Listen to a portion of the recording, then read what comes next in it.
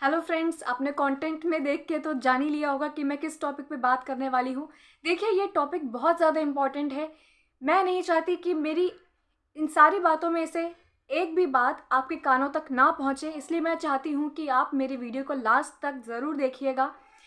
देखिए, टॉपिक ही इतना ज़्यादा इम्पॉर्टेंट है कि मैंने अपनी डायरी में कुछ पॉइंट्स नोट करके रखे हैं और मैं नहीं चाहती कि मैं कोई भी पॉइंट भूल जाऊँ, इसलिए मैं डायरी में देख के ज़रूर बताऊँगी आपको। देखिए, एंजाइटी और डिप्रेशन वैसे भी कई सारे डिसऑर्डर्स हैं, लेकिन एंजाइटी और डिप्रेशन इतने मेन हो गए हैं ना, ये आजकल बहुत ज़्यादा केसेस में बढ़ रहा है।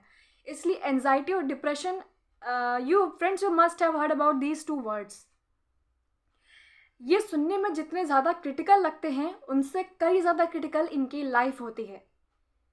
I know I am not any psychiatrist और एनी अदर स्पेशलिस्ट। ये एंजाइटी और डिप्रेशन के विक्टिम की बात है। So, I tried to know a lot about these two disorders. तो कुछ इन्फॉर्मेशन आपको पहले से ही होगी और कुछ मैं आपको बताऊंगी। देखिए, एंजाइटी और डिप्रेशन का जो विक्टिम होता है, उसका इंटरेस्ट हर काम के लिए 0% हो जाता है। उसका किसी भी काम में मन नहीं लगता, उसका घूमने में, कहीं भी जाने में, कोई भी either it is any family function और एनी अदर फेस्टिवल और ओकेजन। तो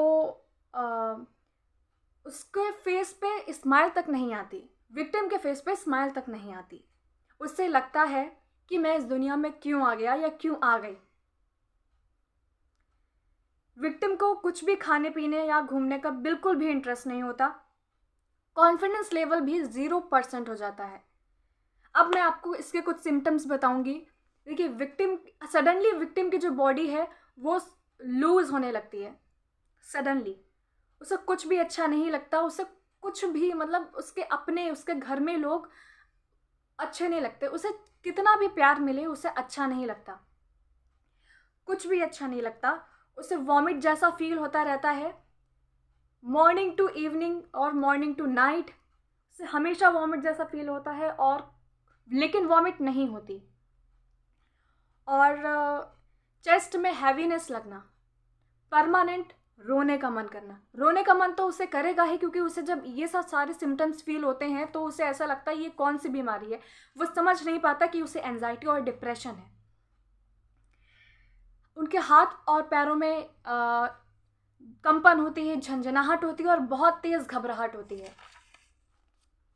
स्टार्टिंग में ये सारे सिम्टम्स फील होने के बाद विक्टिम को लगता है कि उसके बॉडी में कोई प्रॉब्लम है, इसलिए वो बहुत सारे डॉक्टर्स के पास जाता है और चेकअप कराता है, फुल बॉडी का चेकअप करा लेता है। लेकिन रिपोर्ट सारी नॉर्मल ही आती हैं, हमेशा नॉर्मल आती हैं। रिपोर्ट्स में कोई प्रॉब्लम नहीं, कुछ भी नहीं निकलता। जब रिपोर्ट सारी नॉर्मल आती हैं तो विक्टिम और ज़्यादा परेशान हो जाता है। उसे लगता है कि मेरी सारी रिपोर्ट्स नॉर्मल हैं, मुझे कोई बीमारी ही नहीं है, तो मुझे ये सब क्यों फील होता है, मैं मर ही क्यों नहीं जाता, मुझे ऐसा क्यों फील होता है। इसलिए उसे सुसाइड के सिम्टम्स, सुसाइड के थॉट्स आने लगते हैं कि अब सुसाइड ही कर लेना सही है। लेकिन जो लोग कंट्रोल कर पाते हैं या उनके फैमिली वाले ध्यान दे रहे होते हैं, वो लोग इस चीज़ को जान जाते हैं तो बेटर रहता है। लेकिन अगर इस चीज़ को ज़्यादा टाइम हो जाता है तो विक्टिम जो है सुसाइड के लेवल पर पहुंच जाता है। तो जब विक्टिम को सारे सिम्टम्स, सारी रिपोर्ट सारी नॉर्मल आती हैं, तो विक्टिम को ऐसा लगता है, ये भी लगने लगता है कि अगर मुझे कोई बीमारी होती तो रिपोर्ट में कोई बीमारी आती, रिपोर्ट में उसका ट्रीटमेंट होता और तो मैं ठीक हो जाता। रिपोर्ट में अगर कोई बीमारी निकलती तो उसका ट्रीटमेंट होता और मैं ठीक हो जाता। लेकिन जब बॉडी में कोई प्रॉब्लम है ही नहीं तो कैसे आएगी रिपोर्ट में, कैसे आएगी?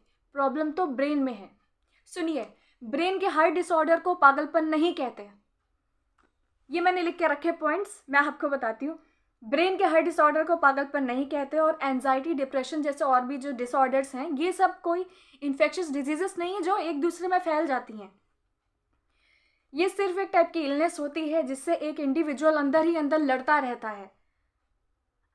देखिए, मैं आपसे एक रिक्वेस्ट करना चाहती हूँ कि अगर आपके लिंक या कांटेक्ट में कोई भी ऐसा है जिसे ऐसे सिम्टम्स फील होते हैं, तो प्लीज़ उन्हें रिक्वेस्ट करें साइकेट्रिस्ट के पास जाने के लिए, क्योंकि इसका इलाज सिर्फ साइकेट्रिस्ट के पास ही है। या तो मेडिटेशन वगैरह करके खुद से भी सही किया जा सकता है, लेकिन साइकेट्रिस्ट के पास जो मेडिसिन होती हैं वो आई थिंक वो भी एक 100% श्योर अच्छा वर्क करती हैं। हो सकता है वो जो आप जिन्हें सजेस्ट करेंगे वो मना भी करेंगे साइकेट्रिस्ट के पास जाने के लिए, क्योंकि वो लोग समझते हैं कि साइकेट्रिस्ट के पास जाने की क्या ज़रूरत है, मैं पागल तो हूँ नहीं। और पागल नहीं है सच में।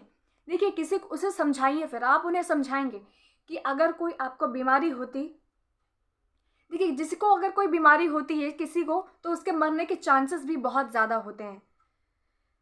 लेकिन ये एक डिसऑर्डर है, ब्रेन डिसऑर्डर, जिसमें जो इंसान को एक जिंदा लाश बना देता है, किसी भी काम के लायक नहीं छोड़ता। इसलिए बहुत ज़रूरी है साइकेट्रिस्ट के पास जाना। शर्माए नहीं, आप उन्हें समझाएं कि साइकेट्रिस्ट के पास जाइए, बहुत ज़रूरी है, कैसे ना कैसे करके। अगर आप वो नहीं जाते हैं तो एक ना एक दिन भगवान उन्हें ले जाएगा, भगवान उन्हें ले जाए। मैं तो चाहती हूँ, क्योंकि मैंने सर्च किया है, मैंने सोचा इस पर वीडियो बनाना इसलिए ठीक लगा मुझे, क्योंकि कोविड-19 पीरियड के बाद से ही डिप्रेशन और एंजाइटी के केसेस कुछ ज़्यादा ही बढ़ गए हैं। तो मैंने सोचा इसके बारे में सर्च किया जाए। जब मैंने सर्च किया तो बहुत कुछ मैंने पढ़ा उसके बारे में, और मुझे लगा कि ये पढ़ने में और जानने में इतना क्रिटिकल लग रहा है, तो इनकी लाइफ कितनी क्रिटिकल होती होगी। जो लोग इससे गुजर रहे हैं उन्हें कैसा फील होता होगा। तो मैं तो यही कहती हूँ कि साइकेट्रिस्ट ही सही है। और आप, मैंने और भी वीडियोस देखी हैं, कई सारी वेब साइट्स पे देखा है, तो ये मुझे सही लगा साइकेट्रिस्ट के पास जाने से। बहुत सारे लोग नहीं, कोविड-19 के बाद से इसके बहुत ज़्यादा chance. I hope you will focus at my words and will not skip my words, what I have said just now. Thank you for listening.